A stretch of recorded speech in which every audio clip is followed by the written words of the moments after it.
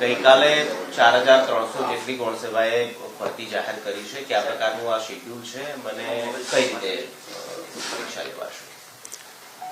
માનનીય મુખ્યમંત્રી શ્રી અને માનનીય મુખ્ય સચિવ શ્રીની સીધી સૂચનાઓ છે કે સરકારની ખાલી જગ્યાઓ સત્વરે તટસ્થતાપૂર્વક અને સંપૂર્ણપણે પારદર્શક રીતે યોગ્ય ઉમેદવારની સત્વરે ભરતી થાય. ગુજરાત ગૌણ સેવા પસંદગી મંડળના માનનીય અધ્યક્ષ શ્રી દયાની સાહેબના આજ્ઞા અનુસાર સરકારના તમામ વિભાગો અને ખાતાના વડાની કચેરીઓમાંથી વર્ગ 3ની ખાલી જગ્યાઓની માહિતી એકત્રિત કરીને ગઈકાલે જુદા જુદા સંવર્ગની 4304 જગ્યાઓ ભરવા માટે એની ગ્રેજ્યુએટ ઉમેદવારો પાસેથી અરજીઓ મંગાવવામાં આવેલ છે. જનરલ કેટેગરીના ઉમેદવારો માટે મહત્તમ વય મર્યાદા 37 વર્ષની કરવામાં આવે છે અને અન્ય કેટેગરીના તમામ ઉમેદવારોને 5 વર્ષની છૂટછાટ પણ મળવાની છે. આજ રોજ બપોરથી 2 વાગ્યાથી ઓનલાઈન એપ્લિકેશન ફોર્મ ભરવા માટે ઉમેદવારોને જણાવવામાં આવ્યું છે. તારીખ 31/1/2000 સુધી ઓનલાઈન એપ્લિકેશન ઉમેદવારો કરી શકશે.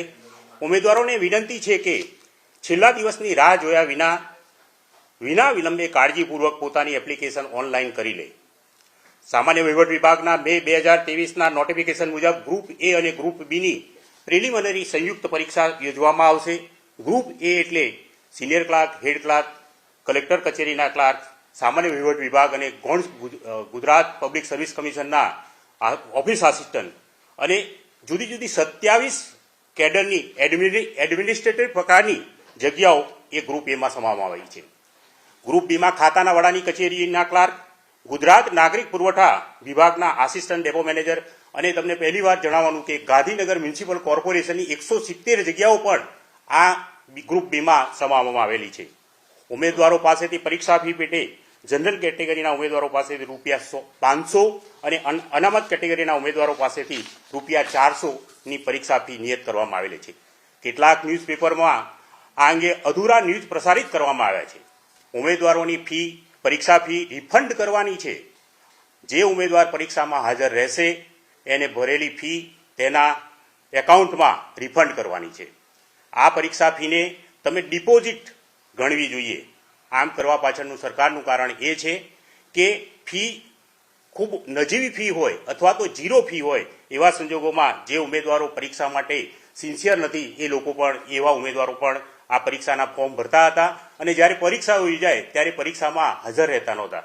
સરકાર મંડળે જેટલા બી ફોર્મ ભરાયા છે બધાની જ વ્યવસ્થા કરવી પડતી હતી. લાખોની સંખ્યામાં ઉમેદવારો ફોર્મ ભરતા હતા અને પરીક્ષા માટેની કોઈ તૈયારી ન હોવા છતાં તેઓ ફોર્મ ભરતા.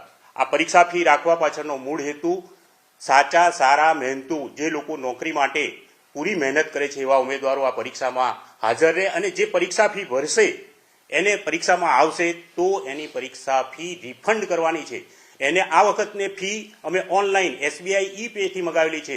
એ ડેબિટ કાર્ડથી ઓનલાઈન અથવા તો વોલેટથી ફી મંડળમાં જમા કરાવશે અને જેટલી ફી ભરી છે એ તમામ ફી જે ઉમેદવારે જેટલી ફી ભરી છે એના પોતાના એકાઉન્ટમાં પાછી મોકલવાની છે. હું તમને સ્પષ્ટ રીતે કહું કે જે પરીક્ષામાં બેસશે નહીં એ ઉમેદવારને ફી પાછી મળશે નહીં.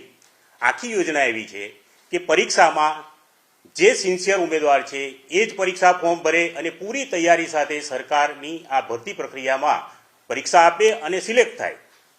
એટલે કે જે પરીક્ષા આપે છે એને ફી પરત મળશે અને પરીક્ષામાં પાસ થશે તો એને નોકરી પણ મળશે. એની ગ્રેજ્યુએટ પ્રકારની લાયકાત માટે લાખોની સંખ્યામાં એપ્લિકેશનો આવતી હતી અને પરીક્ષામાં 50% કરતાં ઓછા ઉમેદવારો જ પરીક્ષા આપવા આવતા. તમને જણાવું કે આ અગાઉની જાહેરાત ક્રમાંક 150ની જાહેરાત હતી જુનિયર ક્લાર્કની 3901 જગ્યા. એમાં 10,45,462 ઉમેદવારોએ ફોર્મ ભર્યા હતા અને જ્યારે પરીક્ષા લીધી ત્યારે 4,03,079 40% ઉમેદવારો પણ હાજર રહ્યા નથી. એ જ રીતે સિનિયર ક્લાર્કની 185ની જ્યારે જાહેરાત આપી ત્યારે 3,03,748 ફોર્મ ભર્યા અને ઉમેદવાર હાજર રહ્યા 1,39,000. નાયબ નિરીક્ષકમાં પણ એમ 1 લાખ અને રહ્યા હાજર 22,000. હેડ ક્લાર્કની પરીક્ષા માટે 2,41,000 ફોર્મ ભરાવ્યા હતા અને જ્યારે પરીક્ષા લીધી ત્યારે 1,08,000 ઉમેદવારો હાજર રહ્યા હતા. અમને અનુભવે સમજાવ્યું છે અને અમે જે રીતે એનું એનાલિસિસ કર્યું છે એ જોતા 40% જેટલી હાજરી રહેવા પામે છે અને પણ મંડળે તો પૂરતી એની તૈયારીઓ કરવી પડે છે. હવે તમને ખ્યાલ છે કે હવે પછીની પરીક્ષાઓ CBRT ધોરણે લેવાની છે.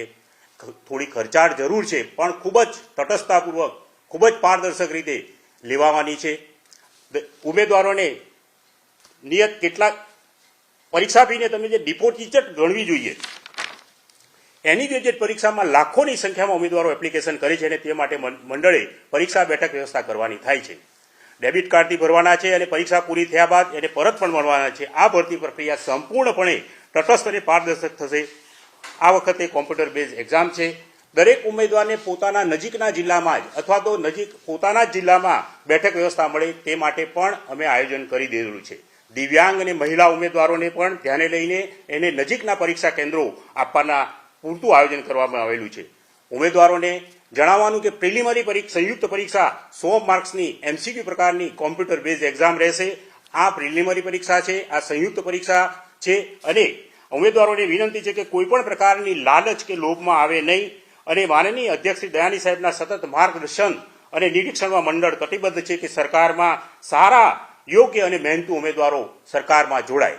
જે જગ્યાઓ છે એમાં સિલેક્શન ઉમેદવારોએ મેઇન પરીક્ષા પછી કેવી રીતે કરવાનું રહેશે? કારણ કે અત્યાર સુધી એવું રહેતું હતું કે જગ્યાઓ ખાલી રહી જતી હતી. આ સિસ્ટમમાં જગ્યાઓ ખાલી નહીં રહે તો ઉમેદવારોએ ફાઇનલ પરીક્ષા પછી શું કરવાનું રહેશે?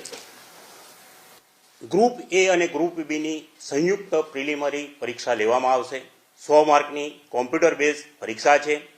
ત્યારબાદ બંનેના આ જે સંયુક્ત પરીક્ષા છે એનું રિઝલ્ટ જાહેર કરવામાં આવશે.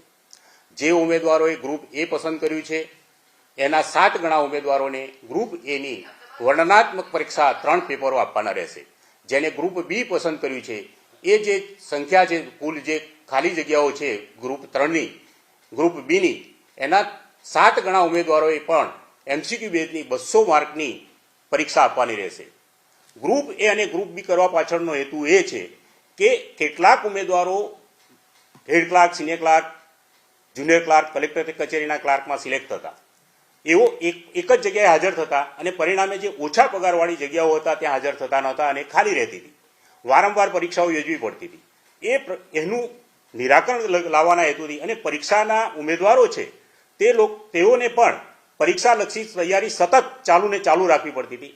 આ એક પોતે આયોજનબદ્ધ રીતે પરીક્ષાની તૈયારી કરી શકે અને ખૂબ મહેનત સાથે સંયુક્ત પરીક્ષામાં હાજર રહે, એમાં સારા માર્ક્સ મેળવે અને ગ્રુપ એ અને ગ્રુપ બીની 7 ગણા જે અમે પરીક્ષા લેવાના છે. અને તમને જણાવી દઉં કે આ પરીક્ષા મે અથવા જૂન મહિનામાં પણ આયોજન થઈ જશે. આનું તમને કહું કે જે પરીક્ષા ફી છે એ રિફંડ કરવાની છે, એ અમારે 6 મહિનામાં એને પરત કરવાની હોય છે. પરીક્ષા ફીના જે એકાઉન્ટમાંથી એને ફી ભરી છે એ એકાઉન્ટ એને ચાલુ જ રાખવું પડશે, કારણ કે અમે એની પરીક્ષા ફી એ જ એકાઉન્ટમાં પાછું ભરવાના છીએ. ક્યાં સુધીમાં પરીક્ષા લેવાશે, ડોક્યુમેન્ટ વેરિફિકેશન અને છેલ્લે ઉમેદવારોને નિયુક્તિ પત્ર, અંદાજે ક્યાં સુધીમાં ભરતી પ્રક્રિયા સંપૂર્ણ પૂરી થઈ જાય તેવું આયોજન છે? આપ જાણો જ છો કે આ પરીક્ષા છે કોમ્પ્યુટર બેઝ ટેસ્ટ છે, જેથી કરીને એના રિઝલ્ટ પણ ખૂબ ઝડપથી આવી શકશે. અંદાજિત મે અથવા જૂન મહિનામાં લગભગ 30 જૂન પહેલા તો આ પરીક્ષા પૂર્ણ કરી દેવામાં આવશે.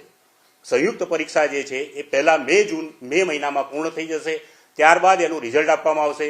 7 ગણા ઉમેદવારો પસંદ કરીને ગ્રુપ બીની એક્ઝામ કરીબન ઓગસ્ટ મહિનામાં આવી શકે છે અને જે ગ્રુપ એની પરીક્ષા જે વર્ણનાત્મક પ્રકારની એ પણ ઓગસ્ટ મહિનામાં થઈ શકે એમ છે. ગ્રુપ બીનું સિલેક્શન આ 2024ની સાલ પૂરી થાય એ પહેલા પણ થઈ જવાની પૂરેપૂરી સંભાવના છે. ગ્રુપ બીના ઉમેદવારોને 2024માં જ નિમણૂક પત્ર મળશે એ માટેનું મંડળનું આયોજન કરવામાં આવેલ છે.